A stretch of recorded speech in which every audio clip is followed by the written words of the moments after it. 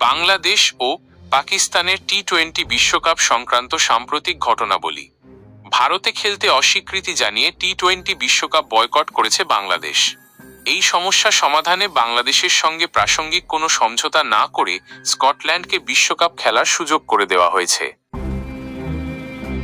ক্রিকেটের সর্বোচ্চ নিয়ন্ত্রক সংস্থা আইসিসির এই সিদ্ধান্ত ক্ষুব্ধ করেছে পাকিস্তানকে। এরপর থেকেই পাকিস্তানের বিশ্বকাপ বয়কটের গুঞ্জন উঠেছে। তবে শুধু বয়কট নয়, গুঞ্জন উঠেছে আরও বেশ কয়েকটি। পাকিস্তানি গণমাধ্যম দাবি করছে, বিশ্বকাপ বয়কট না করলেও ভারতের বিপক্ষে গ্রুপ পর্বের ম্যাচে মাঠে নাও নামতে পারে পাকিস্তান। তবে সেই সিদ্ধান্ত পুরোপুরি সরকারের ওপর ছেড়ে দিয়েছেন পিসিবির প্রেসিডেন্ট মহসিন নাকভি। আজ সোমবার দেশটির প্রধানমন্ত্রী শেহবাজ শরীফের সঙ্গে বৈঠক করার কথা রয়েছে নাকভির।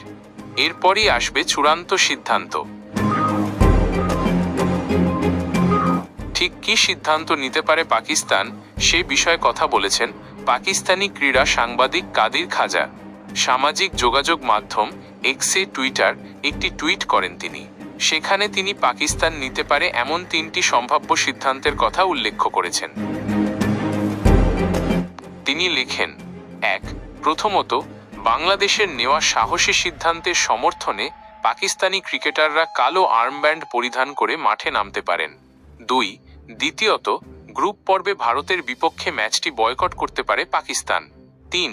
তৃতীয়ত, আসন্ন টি-20 বিশ্বকাপ থেকেই সরে যেতে পারে ক্রিকেট বিশ্বের অন্যতম শক্তিশালী দলটি। তিনি আরও লেখেন, পাকিস্তানের পক্ষ থেকে ঠিক কী সিদ্ধান্ত আসবে সেটা শেহবাজ শরীফ ও মহসিন নাকভির মধ্যকার আজকের বৈঠকের পরই জানা যাবে।